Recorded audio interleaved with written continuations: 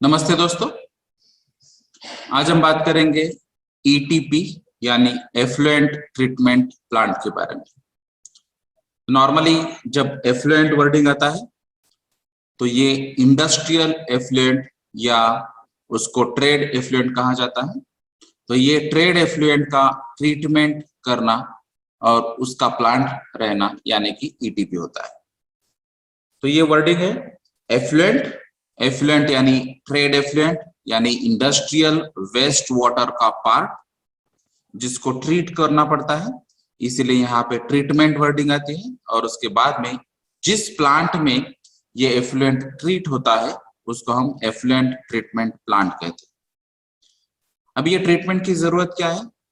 तो जब भी आप वेस्ट वाटर इंडस्ट्री से अगर कोई वाटर बॉडीज में ऐड करने वाले हैं तो उसके पहले पोल्यूशन कंट्रोल बोर्ड्स के नॉर्म्स है और जो उसके वेस्ट वाटर के कैरेक्टरिस्टिक्स है उसकी वजह से एनवायरनमेंट डैमेज हो सकता है और वाटर बॉडीज में भी अलग अलग इश्यूज हो सकते हैं, जिसकी वजह से शायद एक्वेटिक लाइफ जो है वो डिस्टर्ब हो जाए या फिर जो भी एक्वेटिक एनिमल्स है, स्पेशली अगर हम फिश की बात करेंगे उस पर अगर इफेक्ट होता है तो उसकी वजह से बहुत सारे फिश डैमेज भी हो सकते हैं यानी कि उनकी डेथ भी हो सकती है।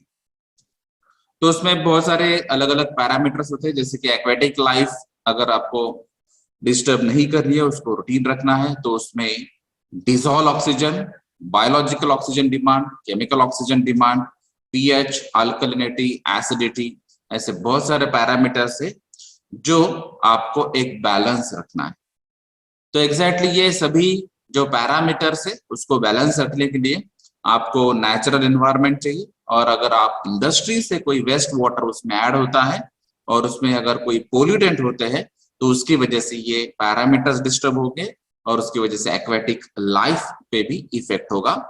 और यही कंट्रोल करने के लिए आपको एफ्लुएंट ट्रीट करना चाहिए और उसके बाद में ही वाटर बॉडीज में अलाउ करना चाहिए। तो इसके लिए स्टेट लेवल पे स्टेट पोल्यूशन कंट्रोल बोर्ड है और सेंट्रल लेवल पे सेंट्रल पोल्यूशन कंट्रोल बोर्ड है। उसके अलावा भी बहुत सारे स्टैंडर्ड्स और इंटरनेशनल प्रैक्टिसेस है जिसके थ्रू आप ये एफ्लुएंट प्रोसेस का मैक्सिमम परमिसिबल लिमिट है वो रेफर कर सकते हैं। तो जनरली अगर लोकल लेवल पे रहेगा तो स्टेट पोल्यूशन कंट्रोल बोर्ड के कुछ नॉर्म्स है, कुछ स्टैंडर्ड्स है, जो स्टैंडर्ड थ्रू आपको पता चलेगा कि ये पर्टिकुलर पीएच यही रेंज में चाहिए। जैसे नॉर्मली अभी 6 to 9 रेंज है, पीएच का जो न्यूट्रल वैल्यू है 7 है, उस हिसाब से बाकी के भी पैरामीटर्स आपको परमिसिबल लिमिट्स के अंदर चाहिए। तो ये जो परमिसिबल लिमिट्स यानी कि यहाँ ये सेफ लिमिट्स है कि अगर ये रेंज में आपके पैरामीटर्स रहेंगे तो उसका एक्वेटिक लाइफ पे एडवर्स इफेक्ट नहीं होगा, निगेटिव इफेक्ट नहीं होगा। तो इसीलिए आपको ये पोल्यूशन कंट्रोल बोर्ड के कुछ नॉर्म्स आपको फॉलो करनी चाहिए और उसके लिए आपको एफ्लुएंट का यानी कि इंडस्ट्रीज में जो भी प्रोसेस होगी वो वेस्ट वाटर का आपको ट्रीटमेंट करना चाहिए। तो अभी प्रॉब्लम यह है कि सभी जगह आपको ईटीपी सेम नहीं हो सकते हैं या फिर उसके जो प्रोसेस या मेथड्स या केमिकल्स या फिर फिजिकल केमिकल प्रोसेस जो होंगे वो सेम नहीं हो सकते। इसका रीजन है कि जो आपका एफ्लुएंट है वो एफ्लुएंट जो है वो हर इंडस्ट्री में अलग होगा। जैसे अभी कोई केमिकल इंडस्ट्रीज है तो केमिकल इंडस्ट्रीज में जो प्रोसेस होते होगी उस हिसाब से उसका वेस्ट वाटर का कैरेक्टरिस्टिक्स डिसाइड होगा।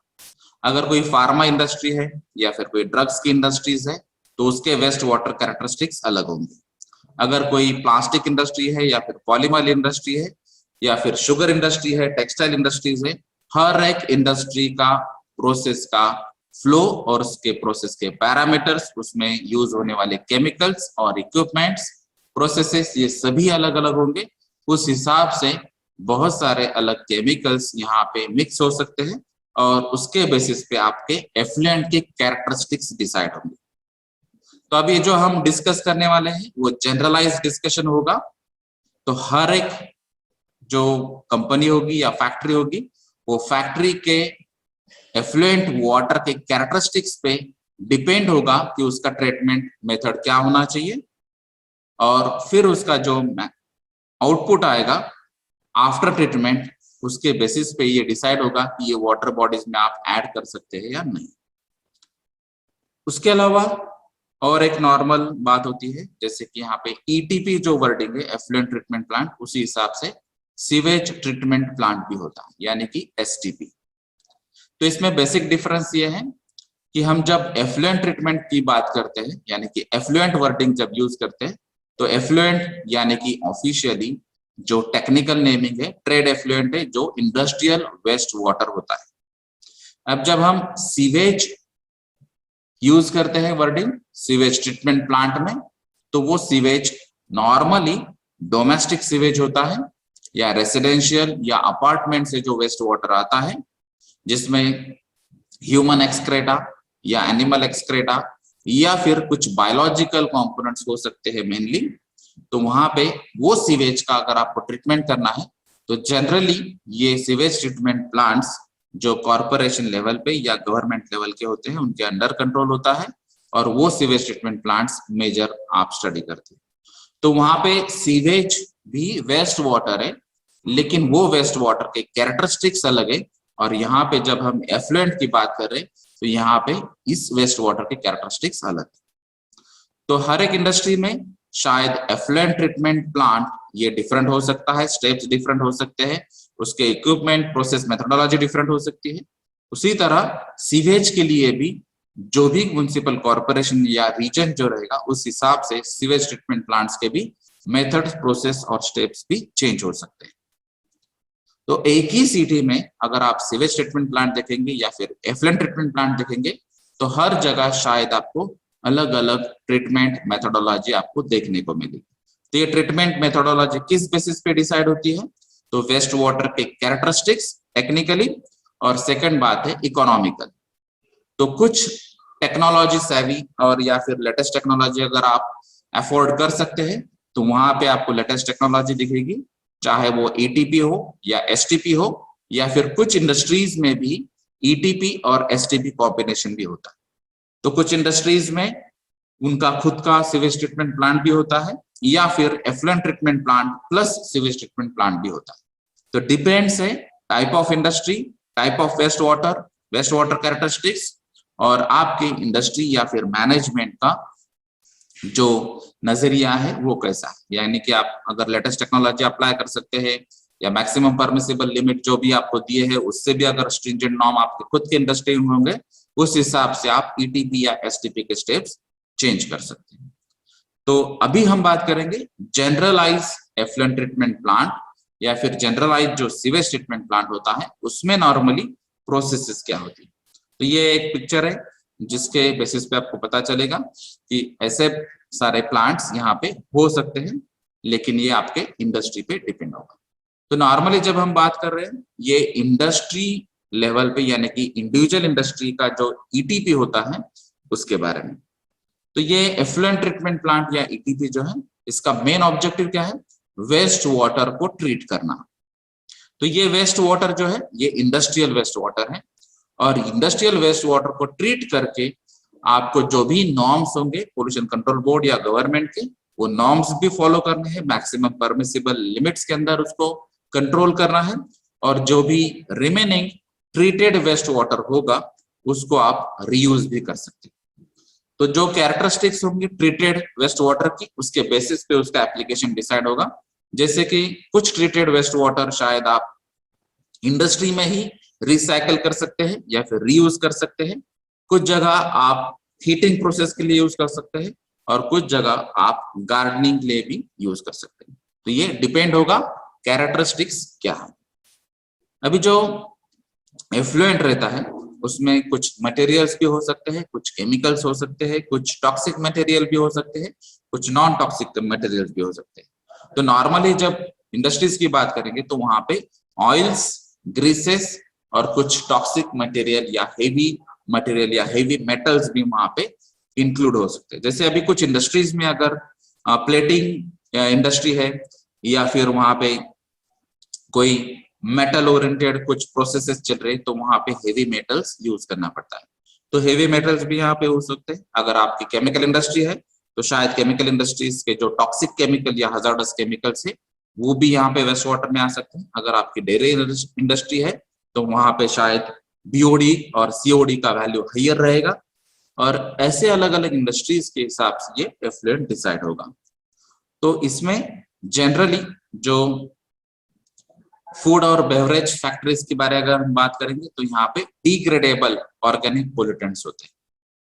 तो अगर आपका फूड या बेवरेज इंडस्ट्रीज के अंदर ये फैक्ट्री आता है तो उस हिसाब से उसके कैरेक्टरिस्टिक्स जो है मेन, तो एफ्लुएंट में डिग्रेडेबल ऑर्गेनिक पोल्यूटेंट्स होंगे। और बाकी के जो इंडस्ट्रीज है उसके जो एफ्लुएंट के कैरेक्टरिस्टिक्स रहेंगे वो अलग हो सकते हैं। तो इसमें मेनली फिजिकल या केमिकल या बायोलॉजिकल या मेम्ब्रेन प्रोसेसेस या कॉम्बिनेशन यहाँ पे हो सकता है। तो कुछ इंडस्ट्रीज की रिक्वायरमेंट एफ्लुएंट के बेसिस पे फिजिकल सेपरेशन हो सकता है, कहीं जगह आपको केमिकल ट्रीटमेंट भी करना पड़ेगा, कहीं जगह शायद बायोलॉजिकल ट्रीटमेंट हो सकता है, कहीं जगह आपको मेम्ब्रेन्स यूज करके आपको उसको प्रोसेस करना है, ट्रीट करना है, तो यहाँ पर मेम्ब्रेन प्रोसेसेस भी आ सकते हैं। और शायद कुछ जगह आपको ये कॉम्बिनेशन भी आएगा, जैसे कि फिजिकल भी प्रोसेस है वहां पे, केमिकल प्रोसेस भी है, बायोलॉजिकल प्रोसेस भी है और मेम्ब्रेन प्रोसेस भी है। तो ये डिपेंड्स है वेस्ट के कैरेक्टरिस्टिक्स से, यानी कि वेस्ट वाटर या फिर एफ्लुएंट के कैरेक्टरिस्टिक्स पे डिपेंड होगा। तो इसमें ये जो ईटीपी है नॉर्मली यहाँ पे कंपलसरी ये chemicals, drugs, pharmaceutical, refineries, dairy या जो मिक्स प्लांट्स होते हैं या फिर टेक्सटाइल जैसे प्लांट्स होते हैं वहां पे ये आपको लगेगा। अभी जब हम जनरलाइज बात करेंगे तो यहाँ पे एसटीपी और ईटीपी के नियर अबाउट सिमिलर स्टेप्स होंगे। तो जैसे यहाँ पे है एन्फ्लुएंट, एन्फ्लुएंट यानी जो भी आपका वेस्ट वाटर होगा वो अगर waste water as a inlet होता है तो उसको एन्फ्लुएंट कहा जाता है। तो सीवेज ट्रीटमेंट प्लांट में और एफ्लुएंट ट्रीटमेंट प्लांट में ये सिमिलर वर्डिंग होगी। तो सबसे पहले उसमें स्क्रीनिंग यहाँ पे हो सकता है। तो ये स्क्रीनिंग जो होगा, ये अगर लार्ज साइज पार्टिकल्स आपके वेस्ट वाटर में आते हैं तो वो लार्ज साइज पार्टिकल का स्क्रीनिंग करने के लिए या उसको as over size particle separate out करने के लिए हम स्क्रीनिंग यूज कर सकते हैं। तो यहाँ पे metal bars screen normally use होते हैं। अगर कन्वेंशनल है तो normally normal metal screen use होते हैं। अगर लेटेस्ट टेक्नोलॉजी यूटिलाइज किया है तो यहाँ पे hydraulic screens with solid separation या large size particle separation mechanism भी यहाँ पे डेवलप हो सकता है। उसके बाद में है इक्वलाइजेशन। तो यहाँ पे ग्रेविटी के बेसिस पे जो हेवी मटेरियल्स होंगे वो सेपरेट आउट होंगे। जो मटेरियल्स अगर अनस्टेबल मॉलिक्यूल्स या अनस्टेबल पार्टिकल्स होते हैं तो उनके लिए जो इजीली ग्रेविटी से सेपरेट नहीं हो पा रहे हैं या फिर उसकी मास या डेंसिटी कम है तो उनके लिए आप कोएगुलेंट यहाँ पे ऐड कर सकते हैं। और ये अगर कोएगुलेंट ऐड करने के बाद जो लाइट वेट पार्टिकल्स या कम डेंसिटी वाले जो पार्टिकल्स है वो एक जगह आएंगे और उसका जो एक फ्लॉक टाइप बनेगा और फिर उसका ग्रेविटी बढ़ेगा और वो ग्रेविटी से सेपरेट आउट हो सकते हैं। तो यहाँ पे ये अलग अलग अनस्टेबल पार्टिकल्स अगर होंगे तो उनके लिए आप कोएगुलेंट यूज कर सकते हैं, तब उसको कोएगुलेशन प्रोसेस कहेंगे। अगर यहाँ पे आपको कुछ पार्टिकल्स कंबाइन करने हैं और उसका फ्लॉक फॉर्म करना है, यानी कि लार्ज साइज पार्टिकल फॉर्म करना है और वो ग्रेविटी से इजीली सेपरेट आउट होगा, तो उसको हम फ्लॉक्यूलेशन कहेंगे। तो ये कोएगुलेंट्स कुछ केमिकल्स आप ऐड कर सकते हैं यहाँ पे, और फ्लॉक्यूलेशन के लिए भी आप कुछ केमिकल्स ऐड कर सकते हैं। तो ये डिपेंड्स है कि आपके वेस्ट वाटर की कैरेक्टरिस्टिक्स क्या है, उस हिसाब से आपको कोएगुलेंट चॉइस करना पड़ेगा। नॉर्मली ये प्रोसेस के लिए एलम या एलम के डेरिवेटिव्स यूज होते हैं। उसके बाद में यहाँ पे कुछ सेटलिंग प्रोसेस भी है, जैसे यहाँ पे ट्यूब सेटलर है और उसके बाद में बायोलॉजिकल रिएक्टर्स है। तो जैसे ही ये प्रोसेस सेटल हो जाएगी उसके बाद में ये जो स्ट्रीम है ये बायोलॉजिकल रिएक्टर में जा सकती है। तो जैसे अभी मैंने बताया कि ये डिपेंड्स है आपके प्लांट के ऊपर, यहाँ पे ये स्टेप्स होगी या नहीं होगी ये पता नहीं है, ये जनरलाइज में बात कर रहा हूँ। तो यहाँ पे बायोलॉजिकल रिएक्टर आप यूज कर सकते हैं। तो बायोलॉजिकल रिएक्टर्स में बायोलॉजिकल प्रोसेस हो सकती है जहाँ पे एक्टिव बैक्टीरिया आप यूटिलाइज कर सकते हैं और जिसकी वजह से बायोलॉजिकल ऑक्सीडेशन जो प्रोसेस है यहाँ पे वर्कआउट होते हैं। अगर यहाँ पे जो भी ऑर्गेनिक सॉलिड्स या ऑर्गेनिक वेस्ट है वो ऑर्गेनिक वेस्ट बैक्टीरिया कंज्यूम कर सकते हैं और बैक्टीरिया का जो कंजम्पशन होगा ऑर्गेनिक वेस्ट का, उसके बाद में उसका जो ऑक्सीडेशन होगा उसके बाद में कुछ केमिकल रिएक्शन होगी और उसमें कुछ प्रोडक्ट भी निकल सकते हैं। तो जैसे नॉर्मली अगर आप स्लज के ओरिएंटेड यहाँ पे देखेंगे तो स्लजेस में यहाँ पे बायोलॉजिकल ऑक्सीडेशन और बायोलॉजिकल रिएक्टर का वैल्यू होगा और यहाँ पे उसमें मीथेन भी सेपरेट आउट होगा और स्लज भी सेपरेट आउट होगा। जो स्लज में जो मेजर कंटेंट्स होंगे सीवेज के लिए, यहाँ पे वो एज अ फर्टिलाइजर भी यूटिलाइज हो सकते हैं, लेकिन एज अ यहाँ पे जब आप इंडस्ट्रियल वेस्ट वाटर की बात करेंगे तो यहाँ पे ये बायोलॉजिकल कंटेंट्स बहुत कम होंगे और यहाँ पे शायद केमिकल्स का परसेंटेज या कॉन्सेंट्रेशन हायर साइड में रहेगा। तो अगर बायोलॉजिकल रिएक्टर की जरूरत है, उसके बाद में आपको वापस से उसको ओवरऑल स्ट्रीम को सेटल करना पड़ेगा, ये ट्यूब सेटलर थ्रू पास होगा और फिर ये कलेक्शन टैंक में आएगा। तो जो क्लीन वाटर रहेगा वो आपका अपर लेयर रहेगा, जो टर्बिड वाटर जिसको बोलते हैं, जिसमें एक्चुअली बाकी के जो मटेरियल से वो कंटेमिनेंट्स हो सकते हैं या फिर कुछ सस्पेंडेड कंटेमिनेंट्स यहाँ पे हो सकते हैं और कुछ ग्रेविटी पार्टिकल्स यहाँ पे हो सकते हैं जो बॉटम साइड में होंगे। तो इसके बाद में ये कलेक्टर टैंक के बाद एक्टिवेटेड कार्बन फिल्ट्रेशन आप यूज कर सकते हैं। तो एक्टिवेटेड कार्बन का मेन कैरेक्टरिस्टिक्स ये रहता है कि मैक्सिमम जो कलर्स या ऑर्डर्स या फिर कुछ केमिकल कैरेक्टरिस्टिक्स वो एब्जॉर्ब कर सकते हैं। तो यहाँ पे अगर आप देखेंगे तो नॉर्मली ये फिल्ट्रेशन कहा जाता है, लेकिन इसमें अगर आप डिटेल में जाएंगे तो यहाँ पर एब्जॉर्प्शन प्रोसेस भी होते हैं। तो स्पेशली अगर आप बात करेंगे एक्टिवेटेड कार्बन फिल्ट्रेशन का, तो यहाँ पे एक्टिवेटेड कार्बन या एक्टिवेटेड चारकोल यूटिलाइज होता है और ये कार्बन का कैरेक्टरिस्टिक्स ही है कि यहाँ पे एड्सॉर्प्शन फिनोमिना हो सकता है। तो यहाँ पे एड्सॉर्प्शन यानी सरफेस फिनोमिना, तो कार्बन के सरफेस पे जो कलर्स या कुछ ओडर या कुछ केमिकल के जो इम्प्योरिटीज या कुछ कैरेक्टरिस्टिक्स है जो ये कार्बन एब्जॉर्ब कर लेता है सरफेस पे, इसलिए यहाँ पे एक्टिवेटेड कार्बन पे ये कलर्स इम्प्योरिटीज या फिर जो फॉरेन मटेरियल से वो यहाँ पे रिमूव हो सकते हैं और उसके बाद में आप सैंड फिल्टर यूज कर सकते हैं। तो सैंड फिल्ट्रेशन में प्योरली फिजिकल सेपरेशन जो होता है वो फिल्ट्रेशन होगा और उसके बाद में ये treated water as a outlet आएगा। तो ये ट्रीटेड इन्फ्लुएंट होगा या फिर एफ्लुएंट हो सकता है। अगर आप ये सीवेज फॉर्म में देखेंगे तो इसको सीवेज ट्रीटमेंट प्लांट का ये पार्ट भी हो सकता है। अब जब हमने यहाँ पे ये बात कही थी कि ये ट्यूब सेटलर थ्रू ये प्रोसेस हमने देखा था अभी, तो ये ट्यूब सेटलर में जो बॉटम साइड है वो अगर सेपरेट आउट किया जाता है, जैसे कि हमने देखा कि with the help of gravity, तो ग्रेविटी की वजह से क्या होगा, जो सॉलिड पार्टिकल से या हेवी पार्टिकल से आप बॉटम साइड से यहाँ पे सेपरेट कर सकते हैं, क्योंकि ये सेटलर है। तो सेटलिंग में नॉर्मली क्या होगा, तो जो लाइट वेट पार्टिकल से वो लाइट वेट पार्टिकल यहाँ पे हो गए अपर साइड में, क्योंकि उसका वेट कम है, डेंसिटी कम है, और जो हेवी पार्टिकल होंगे वो हेवी पार्टिकल ग्रेविटी की वजह से यहाँ पे सेटल हो जाएंगे बॉटम साइड में। तो ये जो हेवी पार्टिकल्स है, तो ये बॉटम साइड के हेवी पार्टिकल्स हम यहाँ पे सेपरेट आउट कर रहे हैं स्लज पीट में, और यहाँ पे भी जो सेटलर है यहाँ पर भी सेम प्रोसेस है कि जो बॉटम साइड के पार्टिकल्स या हेवी पार्टिकल्स है ये आप यहाँ पे स्लज पीट में ऐड कर रहे हैं।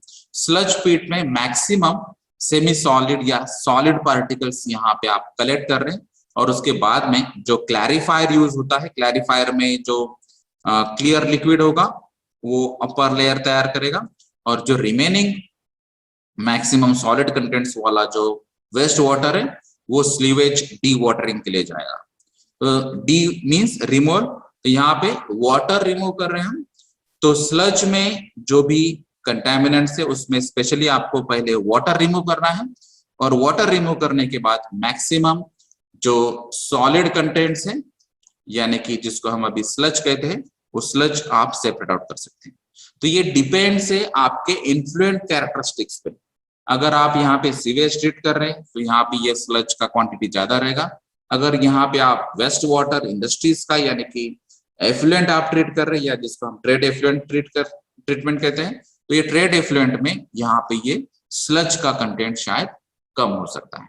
तो ये डिपेंड्स है आपके वेस्ट वाटर के कैरेक्टरिस्टिक्स पे। तो ये जनरलाइज प्रोसेस नॉर्मली यहाँ पे जो फॉलो होती है सीवेज ट्रीटमेंट और एफ्लुएंट ट्रीटमेंट प्लांट के लिए। तो यहाँ पे ये जो स्टेप्स हमने बताए थे ये सिमिलर स्टेप्स हैं जिसको थोड़ा सा सेक्शन वाइज डिस्ट्रीब्यूट किया है। जैसे कि अगर आप फर्स्ट सेक्शन देखेंगे या फर्स्ट स्टेप देखेंगे तो उसको हम कहते हैं प्रिलिमिनरी स्टेप, सेकंड है प्राइमरी, थर्ड है सेकेंडरी और फोर्थ है टर्शरी ट्रीटमेंट या एडवांस ट्रीटमेंट। तो ये अलग अलग ट्रीटमेंट्स यहाँ पे होते हैं। जैसे अभी हमने स्टार्टिंग में कहा है कि यहाँ पे स्क्रीन्स हो सकते हैं, तो यहाँ पे आप बार स्क्रीन या hydraulic screen latest technology use कर सकते हैं, लेकिन इसका सिंपल पर्पस क्या है कि लार्ज साइज पार्टिकल्स जो है, ये लार्ज साइज पार्टिकल्स यहाँ पे ये स्क्रीन पे ब्लॉक हो जाएंगे और रिमेनिंग जो वाटर है वो सेपरेट आउट करेंगे।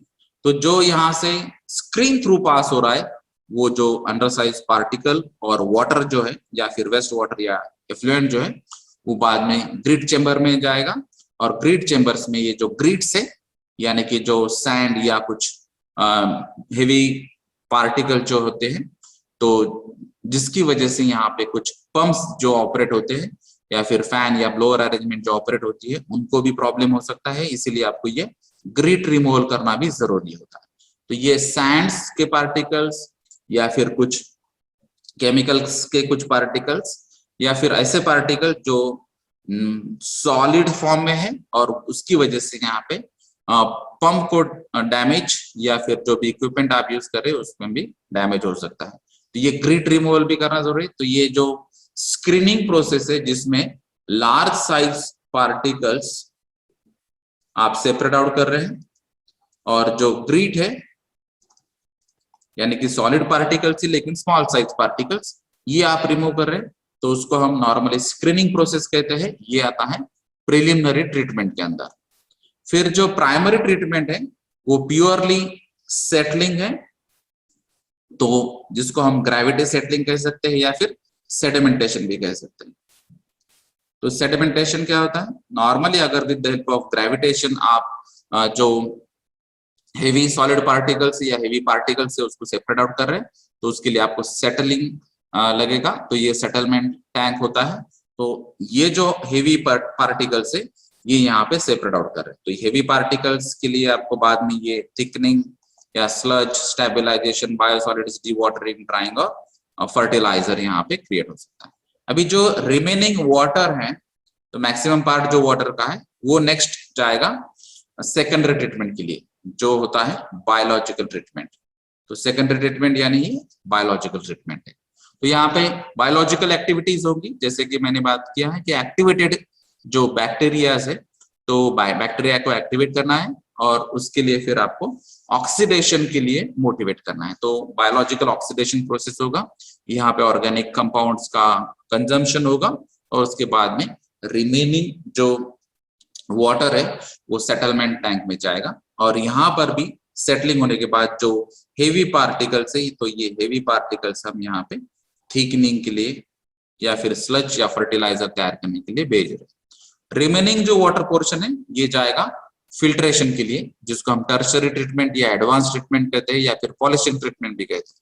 यानी कि यहाँ पर जो लार्ज साइज पार्टिकल्स हमने पहले रिमूव किए, फिर स्मॉल साइज पार्टिकल्स रिमूव किए हैं, उसके बाद में जो हेवी पार्टिकल्स थे उसको भी रिमूव किया है सेटलिंग थ्रू। उसके बाद में जहां पर भी ऑर्गेनिक सॉलिड्स या ऑर्गेनिक कंटेंट्स वाले जो केमिकल्स होंगे उसका यहाँ पे with the help of bacteria हमने कंजम्पशन किया, और उसके बाद में भी जो भी यहाँ पे अभी इम्प्योरिटीज या फॉरेन मटेरियल यहाँ पे रहेगा, तो उसको आप फिल्ट्रेशन थ्रू या फिर डिसइंफेक्शन प्रोसेस थ्रू भी यहाँ पे जो नेगेटिव बैक्टीरिया रहते हैं जिसकी वजह से एडवर्स इफेक्ट हो सकता है आपके हेल्थ पे, तो उसको आप डिसइंफेक्शन भी यूज कर सकते हैं। और फिर फिल्ट्रेशन और डिसइंफेक्शन के बाद ये जो रिमेनिंग या ट्रीटेड वाटर है उसको आप रिसाइकल कर सकते हैं या फिर रीयूज कर सकते हैं। ये एप्लीकेशन डिपेंड होगा कि आपका एफ्लुएंट का जो ट्रीटमेंट जो हुआ है उसके कैरेक्टरिस्टिक्स क्या आ चुके हैं, उसके बेसिस पे ये रिसाइकलिंग या रीयूज उसका डिपेंड होगा। अभी जो रिमेनिंग सॉलिड पार्ट है, जैसे कि यहाँ पे हमने हेवी पार्टिकल्स सेपरेट आउट किए हैं, तो ये एज अ स्लज आता है। फिर स्लज को हम स्टेबलाइज करते हैं, फिर उसमें जो कन्वर्जन होता है वो बायोसॉलिड्स में कन्वर्ट होगा, क्योंकि हम इसमें से जो मेजर वाटर है वो वाटर रिमूव कर रहे हैं, और फिर ये सेमी सॉलिड सॉलिडिफाई होते जाएगा। और फिर यहाँ पे सनलाइट का यूटिलाइजेशन यानी कि नेचुरल ड्राइंग प्रोसेस हो जाएंगे, और फिर ये जो वेट सॉलिड था यहाँ पे ये ड्राई सॉलिड्स में कन्वर्ट हो जाएगा। और ये जो ड्राई सॉलिड्स के अगर आप कैरेक्टरिस्टिक्स देखेंगे तो इसमें मैक्सिमम बायोलॉजिकल कंटेंट्स होते हैं और ये एज अ फर्टिलाइजर यहाँ पे आप यूज कर सकते हैं। तो ये आपके जो फैक्ट्री के वेस्ट वाटर की कैरेक्टरिस्टिक्स क्या है उसके बेसिस पे ये ओवरऑल डिसाइड होगा और फिर ये प्रोसेस आप अडॉप्ट कर सकते हैं। तो ये जनरलाइज प्रोसेस थी। First step preliminary treatment, primary treatment, secondary treatment और टर्शियरी ट्रीटमेंट, और आप उसको सेपरेट आउट कर सकते हैं एज अ स्लज ट्रीटमेंट। तो ये जो इंडस्ट्रियल एफ्लुएंट ट्रीटमेंट होती है, जैसे अभी हमने जो बात की थी वही आपको यहाँ पे देखना है कि प्रिलिमिनरी ट्रीटमेंट में फिजिकल सेपरेशन होता है। तो हमने जो स्टार्टिंग में बात की थी फिजिकल, केमिकल, बायोलॉजिकल या कॉम्बिनेशन हो सकता है। तो ये प्रिलिमिनरी ट्रीटमेंट जो होती है ये फिजिकल ट्रीटमेंट है।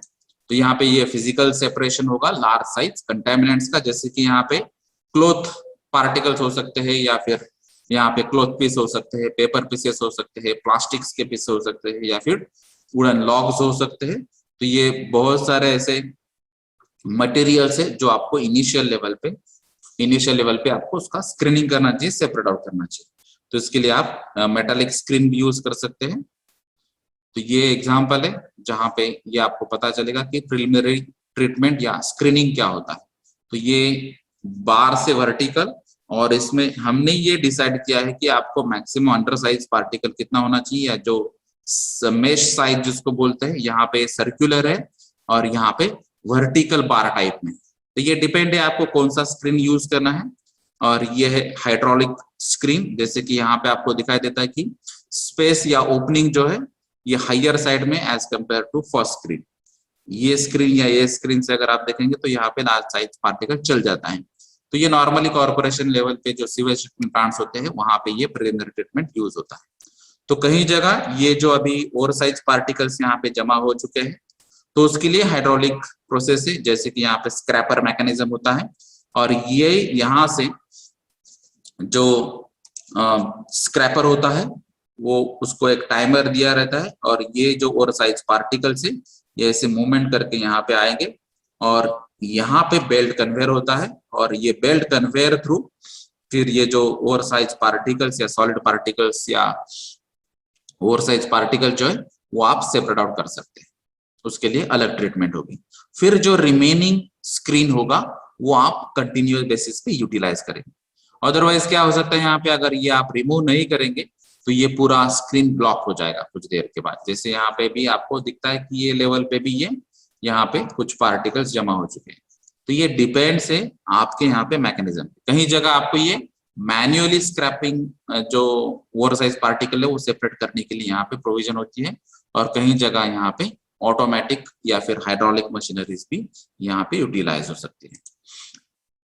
तो ये केस टू केस चेंज हो सकता है। जैसे अभी हमने बात की थी कि सेडिमेंटेशन जो है प्रोसेस वो एक्चुअली ग्रेविटी सेटलिंग प्रोसेस है। तो with the help of gravitational force आप जो लार्ज साइज पार्टिकल जो है वो इजीली सेपरेट आउट करेंगे। और जो ग्रीड का हमने एग्जांपल बताया था वो है ग्रेवल्स या मेटल फ्रैगमेंट्स या फिर सैंड जो है, ये सभी पार्टिकल्स अगर आपके इंडस्ट्रीज में हो सकते हैं तो यहाँ पे ये एज ए ग्रीड हो गए, और ये ग्रीड को आपको रिमूव करने के लिए ग्रीड चेम्बर आपको यूज करना पड़ेगा। तो जैसे अभी हमने कहा है कि अगर ये ग्रिड्स रिमूव नहीं किए तो ये पंप्स को या फिर जो बाकी के जो इक्विपमेंट्स है उसको ये डैमेज कर सकते हैं। क्लैरिफायर्स में हमने देखा है कि जो मेजर सॉलिड्स पार्टिकल्स है वो with the help of mechanical means clarifier में एक्चुअली एक ब्लेड रहता है वो कंटिन्यू मूव करता है, और उसकी वजह से ये सॉलिड्स आप इजीली रिमूव कर पाएंगे। फिर हमने प्राइमरी ट्रीटमेंट में जो देखा था वो सेटलेबल जो मटेरियल्स हो सकते हैं या फिर जो फ्लोटिंग मटेरियल हो गए उसको भी आप सेटल कर सकते हैं। उसके लिए चाहे तो आप फ्लॉक्यूलेशन या फिर कोएगुलेशन मेथड यूज कर सकते हैं। तो जहां पर जो अनस्टेबल पार्टिकल्स है तो अनस्टेबल पार्टिकल्स को रिमूव करने के लिए आप फ्लॉक्यूलेशन मेथड यूज कर सकते हैं, और जो स्मॉल साइज पार्टिकल्स है लेकिन सस्पेंडेड फॉर्म में और सॉलिड पार्टिकल्स है उसको आप एक जगह कोएगुलेट करने के लिए, एक जगह लाने के लिए कोएगुलेशन प्रोसेस यूज कर सकते हैं। नॉर्मली जो हमने बात की थी एलम या एलम डेरिवेटिव्स आप यूज कर सकते हैं। तो ये प्राइमरी ट्रीटमेंट जो है, जैसे अभी हमने बात की थी कि क्लैरिफायर होता है तो ये एक्चुअली यहाँ पे ये ब्लेड यूज होता है, तो इसका ये कंटिन्यूअस ऐसे मूवमेंट होता रहता है। तो जो भी यहाँ पे ये क्लियर वाटर है, तो यहाँ पे अगर आपने ठीक तरह से देखा तो यहाँ पे आपको पता चलेगा कि ये एक्चुअली स्पेस दिया है। तो जो भी क्लियर वाटर आएगा, तो ये क्लियर वाटर यहाँ पे सेपरेट आउट होगा। तो ये क्लियर वाटर के ऊपर जो भी पार्टिकल्स अगर आते हैं, तो एक तो सस्पेंडेड पार्टिकल्स होंगे, तो उसको सेपरेट आउट करना है, स्क्रीनिंग का यूटिलाइज कर सकते हैं आप। और जो हेवी मटेरियल्स या हेवी सॉलिड पार्टिकल्स है वो इसके नीचे जाएंगे। तो इसके लिए ये एक्चुअली प्रोविजन, ये टॉप व्यू है इसलिए आपको प्रोविजन क्लियर से पता नहीं चलती है, लेकिन यहाँ पे ये ऐसे अलग अलग पाइपलाइन जैसे सिलेंडर्स है। तो ये जो स्ट्रक्चर आपको दिखाई देता है, तो ये सेंटर पार्ट अलग है और ये साइड का पार्ट अलग है। तो यहाँ पे जो क्लियर वाटर रहेगा वो सेपरेट आउट होगा और साइड का जो स्पेस है उसमें जाएगा, और जो रिमेनिंग अनट्रीटेड वाटर है ये सेंटर में रहेगा और ये कंटिन्यूस ट्रीटमेंट उसका चलता रहेगा। और फिर वो नेक्स्ट स्टेप में जाएगा जिसको हम सेकेंडरी ट्रीटमेंट कहते हैं। तो ये रिमेनिंग जो वाटर है वो सेकेंडरी के लिए जाएगा और यहाँ पे क्लियर वाटर आप सेपरेट आउट कर सकते हैं। इसमें और एक जो पैरामीटर इंपॉर्टेंट रहता है वो है पीएच। तो पीएच यानी कि पोटेंस ऑफ हाइड्रोजन आयन, यानी कि जिसको हम स्ट्रेंथ या पावर कहते हैं। तो ये एक्चुअली पी का मीनिंग होता है पोटेंस। तो पोटेंस यानी कि स्ट्रेंथ, तो strength of what, hydrogen ion concentration. तो H+ आयन का कॉन्सेंट्रेशन आपको मेजर करना है। इसके बेसिस पे क्या डिसाइड होता है, तो इसके बेसिस पे डिसाइड होता है कि ये एसिड है या बेस है या फिर न्यूट्रल पार्टिकल्स हैं।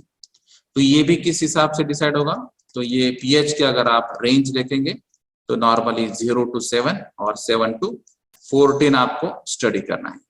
तो 0 to 14 ये एक्चुअली पीएच स्केल होता है। तो 0 to 7 जो पीएच का वैल्यू होता है उसको एसिडिक रेंज कहते हैं, और जो 7 के बाद 14 तक होता है उसको बेसिक रेंज कहते हैं। तो आपको जनरली ये 7 के आसपास ही पीएच को मेंटेन करना है, इसीलिए यहाँ पे ये जो वैल्यू है ये आपको 6 to 9 दिखाई देती है। तो थोड़ा सा एसिडिक चल सकता है और थोड़ा सा बेसिक भी चल सकता है, लेकिन 7 के आसपास अगर वैल्यू होगी तो वो पीएच रेंज अच्छी होगी। यानी कि 7 जो वैल्यू है वो मेन आपका न्यूट्रल वैल्यू है, यानी जो भी वेस्ट वाटर होगा या एफ्लुएंट होगा वो न्यूट्रल स्टेज में होगा, तो उसका कोई भी एडवर्स इफेक्ट नहीं हो सकता। जैसे कि हम नॉर्मल जो वाटर यूज करते हैं या फिर पोर्टेबल वाटर होता है वो 7 के आसपास होता है, जिसका डायरेक्ट या इनडायरेक्टली एडवर्स इफेक्ट या नेगेटिव इफेक्ट नहीं हो सकता है। तो यही आपको बाकी के ट्रीटमेंट्स के लिए आपको न्यूट्रलाइजेशन प्रोसेस भी यूटिलाइज करना है। तो अगर आपका एफ्लुएंट का कैरेक्टरिस्टिक्स एसिडिक रेंज में है तो आपको बेस ऐड करना पड़ेगा। अगर आपका जो एफ्लुएंट है अगर बेसिक रेंज में है, हायर साइड में, तो आपको एसिड ऐड करना पड़ेगा। तो ये डिपेंड्स होगा कि आपका पीएच वैल्यू क्या है एफ्लुएंट का। उसके बाद में जो अभी हमने प्राइमरी क्लैरिफायर की बात की थी वो वेलोसिटी पे डिपेंड है, उसका आरपीएम आपको डिसाइड करना पड़ता है। और फिर जो ऑर्गेनिक सॉलिड से वो आप बॉटम साइड से सेपरेट आउट कर सकते हैं और क्लीन वाटर को भी आपको सेपरेट आउट करना है।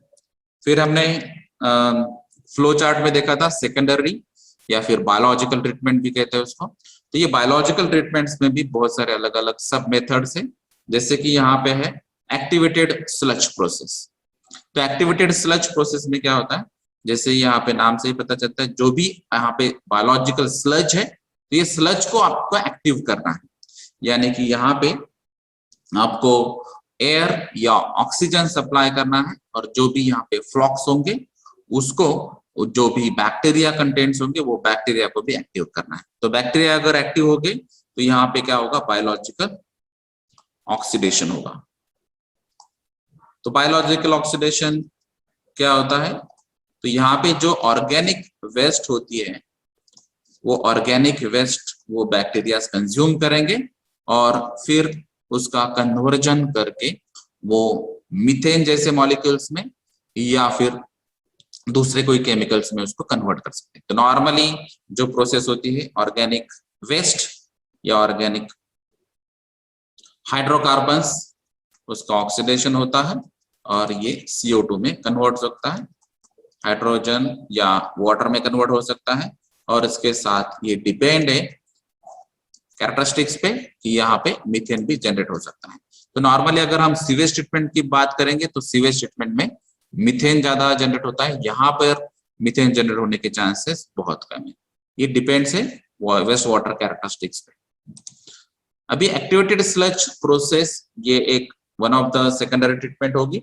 जैसे अभी हमने बात की थी, ये प्योरली बायोलॉजिकल ट्रीटमेंट है, यहाँ पे बायोलॉजिकल एक्टिविटीज होंगी, बैक्टीरिया की एक्टिविटीज पे ये डिपेंड होगा। और उसके अलावा हम मेम्ब्रेन भी आजकल यूज कर सकते हैं। तो अभी ये मेम्ब्रेन बायोरिएक्टर्स भी यूटिलाइज होते हैं, और ये अभी कुछ अपार्टमेंट्स या रेसिडेंशियल के जो भी ट्रीटमेंट मेथोडोलॉजी है वहां पर भी अभी मेम्ब्रेन बायोरिएक्टर्स यूज होते हैं। तो मेम्ब्रेन क्या होता है कि ये एक्चुअली पॉलीमर होता है, जो जिसको हम नॉर्मली अभी ये मेम्ब्रेन बायोरिएक्टर्स में परमिएबल मेम्ब्रेन यूज करते हैं। यानी कि आपको ये डिसाइड करना है कि इसमें से ये मेम्ब्रेन थ्रू क्या पास होना चाहिए और क्या पास नहीं होना चाहिए। तो ये एक तरह से फिल्ट्रेशन मेथड है। तो यहाँ पे आप डायग्राम में देख सकते हैं कि ये कॉम्बिनेशन है, यहाँ पर बैक्टीरियाज भी है, सस्पेंडेड सॉलिड्स भी है और वाटर पार्टिकल्स भी है। तो ये अनट्रीटेड वेस्ट वाटर ये मेम्ब्रेन के लेफ्ट हैंड साइड में दिखाई देता है, और यहाँ पे अगर आपने मेम्ब्रेन यूज किया तो उसके बाद में ये मेम्ब्रेन थ्रू सिर्फ वाटर मॉलिक्यूल्स ही पास होंगे। तो रिमेनिंग जो सॉलिड्स है या सस्पेंडेड सॉलिड्स है या बैक्टीरियाज है ये हम यहाँ पे ब्लॉक कर रहे हैं। तो ये जो वाटर मॉलिक्यूल्स है यहाँ पे वेस्ट वाटर में ये फिल्ट्रेशन थ्रू या बायोरिएक्टर या मेम्ब्रेन प्रोसेस थ्रू भी आप ट्रीटमेंट कर सकते हैं। अभी जो बायोलॉजिकल ऑक्सीडेशन है या फिर जो ऑर्गेनिक वेस्ट का या सॉलिड्स का कंजम्पशन करके बैक्टीरियाज उसको अलग अलग गैसेस में या केमिकल्स में कन्वर्ट करते हैं, लेकिन आपका मेन क्या है कि जो ऑर्गेनिक सॉलिड या ऑर्गेनिक वेस्ट है उसका लोड आपका कम हो जाएगा। तो ये बैक्टीरिया थ्रू आप ये प्रोसेस कर सकते हैं, इसीलिए यहाँ पे ये बायोलॉजिकल ट्रीटमेंट भी यहाँ पे हो सकता है। तो ये डिपेंड से आपका वेस्ट वाटर कैरेक्टरिस्टिक्स क्या है, उसके बेसिस पे आप डिफाइन कर सकते हैं कि आपको मेम्ब्रेन बायोरिएक्टर यूज करना है या नहीं, या सिर्फ आपको बायोलॉजिकल एक्टिविटीज या बायोलॉजिकल कुछ बैक्टीरियाज आपको यूटिलाइज करने हैं और कंजम्पशन एक्टिविटी वर्कआउट करनी है। उसके अलावा जो एक्टिवेटेड स्लज प्रोसेस हमने देखे थे, उसके अलावा एरेटेड लगून्स या ट्रिकलिंग फिल्टर्स या रोटेटिंग बायोलॉजिकल कॉन्ट्रैक्टर्स भी यहाँ पे यूज हो सकता है। एरेटेड लगून्स में क्या होता है, तो यहाँ पे आर्टिफिशियल एरिएशन होता है। आर्टिफिशियल एरिएशन का मतलब क्या है कि आपको यहाँ पे ब्लोअर या फैन यूज करके आपको एयर ऐड करना है। तो ये जो लगून्स यानी कि यहाँ पे आप समझ लिए कि कुछ टैंक्स है, अंडरग्राउंड टैंक्स। तो ये अंडरग्राउंड टैंक्स में जो अनट्रीटेड वाटर है ये यहाँ पे आ रहा है और आप यहाँ पे एयर ऐड कर रहे हैं, ठीक है। तो ये नॉर्मली लगून्स लार्ज साइज के और ओपन एंडेड होते हैं, और वहां पे आप आर्टिफिशियली एयर ऐड करेंगे। एयर ऐड करने की वजह से इनडायरेक्टली आप ऑक्सीजन ऐड कर रहे हैं और यहाँ पे बायोलॉजिकल ऑक्सीडेशन प्रोसेस कर रहे हैं। तो जैसे अभी हमने देखा था कि यहाँ पे वेस्ट वाटर ऑक्सीजन आपने सप्लाई किया, ऑक्सीडेशन हो सकता है, और उसके बाद में ये केमिकल रिएक्शन होके फिर ये CO2 वाटर हाइड्रोजन या फिर मीथेन में कन्वर्जन हो सकता है। तो यहाँ पे एरेटेड लगून भी आप यूज कर सकते हैं। उसके अलावा है ट्रिकलिंग फिल्टर। तो ट्रिकलिंग फिल्टर ये ऐसा इक्विपमेंट है कि आपको जो वेस्ट वाटर है वो आपको स्प्रिंकल करना है। तो ये आपको डायग्राम दिखाने के बाद आपको एक पता चलेगा।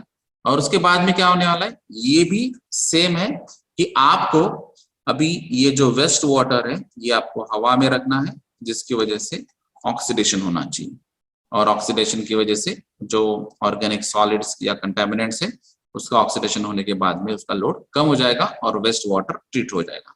या फिर आप RBC यानी कि रोटेटिंग बायोलॉजिकल कॉन्ट्रैक्टर भी यूज कर सकते हैं, यानी कि जो पोल्यूटेंट्स होंगे उसके रिमूव करने के लिए बायोलॉजिकल मीडियम भी आप यूटिलाइज कर सकते हैं, और ये रोटेटिंग स्टेज में होगा। तो यहाँ पे फोटोग्राफ देखने के बाद को आपको क्लियर हो जाएगा कि ये एरेटेड लगून्स, ट्रिकलिंग फिल्टर और रोटेटिंग बायोलॉजिकल कॉन्ट्रैक्टर्स क्या होते हैं। तो ये है एरेटेड लगून्स। तो जैसे मैंने ये कहा है कि ये ओपन स्पेस है और उसमें ये वाटर टैंक्स आपको दिखाई देते हैं। तो यहाँ पर आप आर्टिफिशियली, जैसे यहाँ पे ये कुछ फॉर्मेशन दिखता है, तो यहाँ पे एयर सप्लाई किया है। तो ये बॉटम साइड से एयर सप्लाई होता है और फिर यहाँ पे कॉम्प्रेस्ड एयर आप यूज कर सकते हैं। तो ये air water through bubble formation होगा और उसके बाद में ये एयर एटमॉस्फेयर में चला जाएगा। तो आर्टिफिशियल आप एरिएशन कर रहे हैं और जहां पे जो भी बैक्टीरियाज होंगे वो एक्टिव हो पाएंगे और जिसकी वजह से ऑक्सीडेशन का रेट बढ़ेगा और यहाँ पे जो ऑर्गेनिक वेस्ट है वो ऑर्गेनिक वेस्ट कंज्यूम कर सकते हैं या फिर उसका लोड कम हो जाएगा।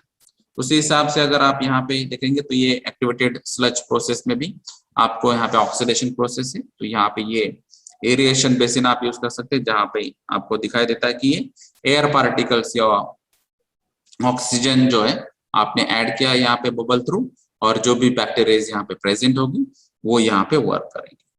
उसके बाद में फिर ये जो सेकेंडरी क्लैरिफायर है उसमें ये सेकेंडरी क्लैरिफायर में आपका जो क्लीन वाटर है वो अपर लेयर से सेपरेट आउट कर सकते हैं और फिर बॉटम साइड में जो सॉलिड पार्टिकल्स है वो सेपरेट आउट कर सकते हैं। फिर बाद में आपको मालूम है कि इसको ड्राइंग प्रोसेस करना है और फिर dry sludge as a fertiliser use करना है।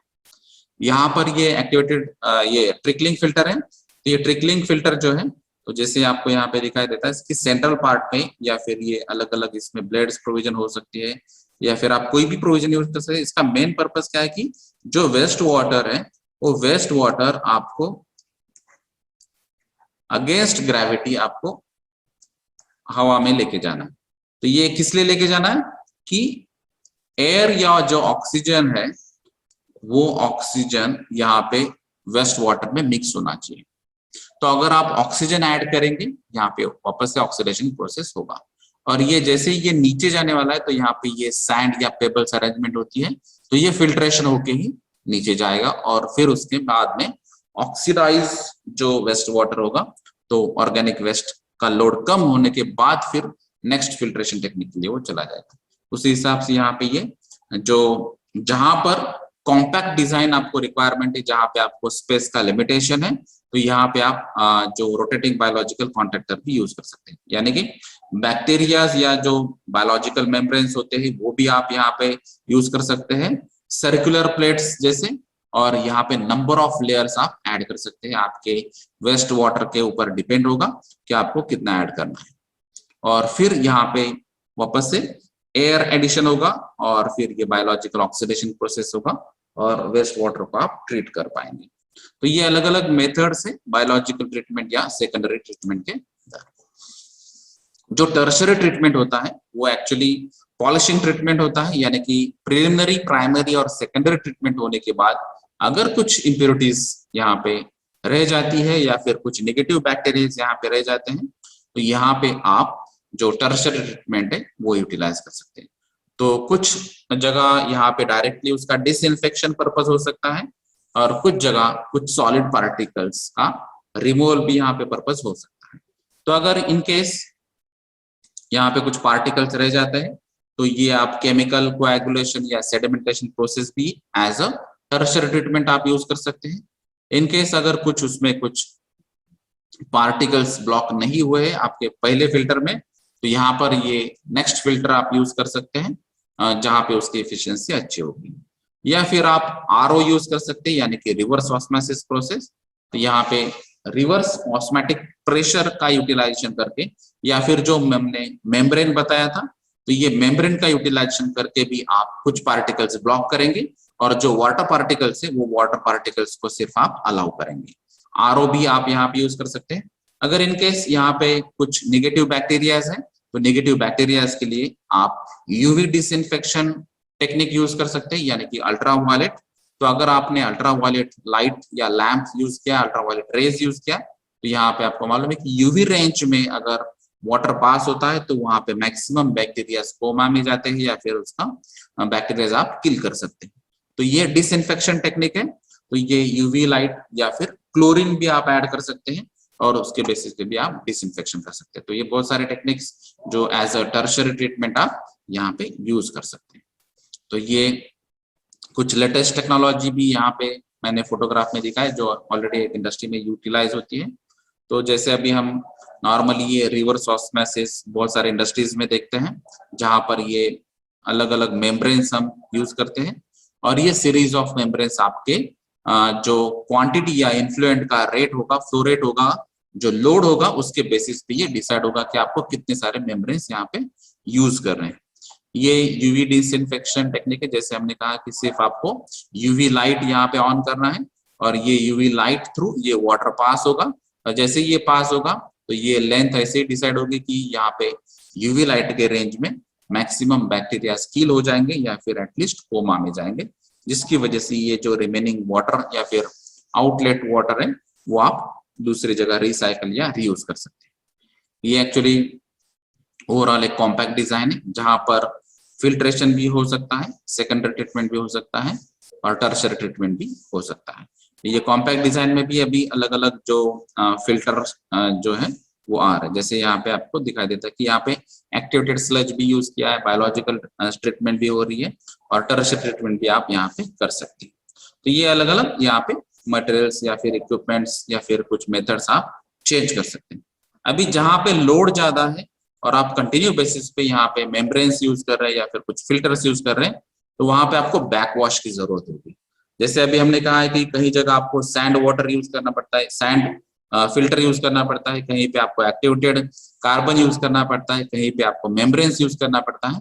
तो जहां पे ये पॉसिबल होगा तो आप बैक वॉशिंग करके, क्योंकि जो भी आपकी साइट्स रहेंगी जिसको हम नॉर्मली एक्टिव साइट्स कहते हैं, तो एक्टिव साइट्स कुछ देर के बाद, कुछ यूटिलाइजेशन के बाद ब्लॉक हो जाएगी और फिर आप उसको रिवर्स प्रोसेस, जैसे कि अगर यहाँ पे ये फिल्टर है या फिर मेम्ब्रेन है या फिर कार्बन या सैंड फिल्टर है, तो अगर ये डायरेक्शन से ये पास होता होगा और यहाँ पे अगर ये पार्टिकल ब्लॉक होते होंगे और यहाँ पे ये वाटर मॉलिक्यूल्स अलाउ होते होंगे, तो बैक वॉश के लिए आपको ये रिवर्स प्रोसेस करना है, यानी कि यहाँ से आपको वाटर पास करना है और यहाँ पे जो भी कंटेमिनेंट्स होंगे, ये जो पार्टिकल्स होंगे, अगर यहाँ पे ब्लॉक हुए होंगे तो ये क्लीन हो जाएगा। तो ये बैकवॉश प्रोसेस करके आपको ये फिल्टर को क्लीन करना है और फिर ये साइट्स जिसको हम पैसिव साइट्स कहते हैं, तो ये पैसिव साइट्स को वापस से एक्टिव करना है और फिर वो आप मैकेनिज्म यूज कर करके वापस से फिल्ट्रेशन स्टार्ट कर सकते हैं। अभी कुछ इंडस्ट्रीज में जहां पे ये अगर आपको पॉसिबल है तो वहां पे एडवांस ऑक्सीडेशन प्रोसेस भी यूटिलाइज होती है। जैसे अभी ये ऑक्सीडेशन प्रोसेस जो है ये एक्चुअली नेसेंट ऑक्सीजन तैयार कर रहा है, यानी कि आपका जो एटमॉस्फेयर है, एटमॉस्फेयर में से एयर लेगा, उसमें जो ऑक्सीजन है उसको ऑक्सीजन स्प्लिट अप करेगा और नेसेंट ऑक्सीजन जो है वो नेसेंट ऑक्सीजन यूटिलाइज करेगा फॉर द डिसइंफेक्शन। तो जैसे नॉर्मली अगर कन्वेंशनल प्रोसेस हम देखेंगे तो क्लोरीन आप या क्लोरीन के डेरिवेटिव्स डिसइंफेक्शन के लिए यूज करते हैं या फिर यूवी लाइट डिसइंफेक्शन के लिए यूज करते हैं, लेकिन कहीं जगह सबसे बेस्ट जो है वो ओजोनाइजेशन प्रोसेस होती है। तो ओजोनाइजेशन के लिए आपको ओजोन अगर तैयार करना है और ओजोन का अगर डिसइंफेक्शन यूज करना है तो आप यहाँ पे nascent oxygen plus oxygen utilise करके ओजोन तैयार कर सकते हैं और ये ओजोन एज ए डिसइंफेक्टेंट भी यूज कर सकते हैं। तो नॉर्मली ये ओजोनाइजर अफोर्डेबल नहीं होता है, इसका कॉस्टिंग हायर साइड में, लेकिन कुछ इंडस्ट्रीज में ये एडवांस प्रोसेस भी यूटिलाइज हो सकती है। तो ये जो प्रोसेस है अभी तक हमने जो देखी, preliminary treatment, primary treatment, secondary treatment और टर्शियरी ट्रीटमेंट, तो इसके बेनिफिट्स क्या है। तो जो भी इंडस्ट्री के एफ्लुएंट होंगे वो अगर आपको रिसाइकल करना है वाटर या फिर आपको यूटिलाइज करना है, रीयूज करना है, उसके लिए इंपॉर्टेंट है। उसके अलावा जो फ्रेश वाटर का जो मेन यूटिलाइजेशन आप कर रहे हैं उसका लोड कम हो जाएगा, क्योंकि अगर आपके पास रिसाइकल्ड वाटर है या फिर रीयूजेबल वाटर है तो फ्रेश वाटर की डिमांड आपकी कम होगी, वहां पे आपका कॉस्ट सेविंग होगा। उसके अलावा जो एनवायरमेंट में कुछ पैरामीटर्स डैमेज हो सकते हैं, तो एनवायरमेंट के कुछ पैरामीटर्स आप प्रोटेक्ट कर पा रहे हैं एफ्लुएंट ट्रीटमेंट प्लांट की वजह से। और जो भी स्टैंडर्ड्स आपको बताए गए, जैसे कि हमने बताया कि मैक्सिमम परमिसिबल लिमिट्स जो पोल्यूशन कंट्रोल बोर्ड बताता है या फिर गवर्नमेंट नॉर्म्स बताते हैं या फिर कोई रूल्स एंड रेगुलेशंस बताते हैं, जैसे कि यहाँ पे अगर आप देखेंगे तो एमपीसीबी के कुछ गाइडलाइंस है, सीपीसीबी के कुछ गाइडलाइंस है या फिर water act and water rules के भी कुछ गाइडलाइंस है। ये डिपेंड से अलग अलग स्टैंडर्ड्स और गाइडलाइंस आप फॉलो कर रहे हैं और फिर वहां पे जो मैक्सिमम परमिसिबल लिमिट्स के अंदर अगर आप करते हैं तो यहाँ पे आपका पेनल्टी यहाँ पे अवॉइड हो सकता है। उसके अलावा जो वाटर एक्विजिशन का जो एक्सपेंडिचर है वो भी यहाँ पे आप रिड्यूस करें। तो ये अलग अलग बेनिफिट्स है एफ्लुएंट ट्रीटमेंट प्लांट्स के। Thank you.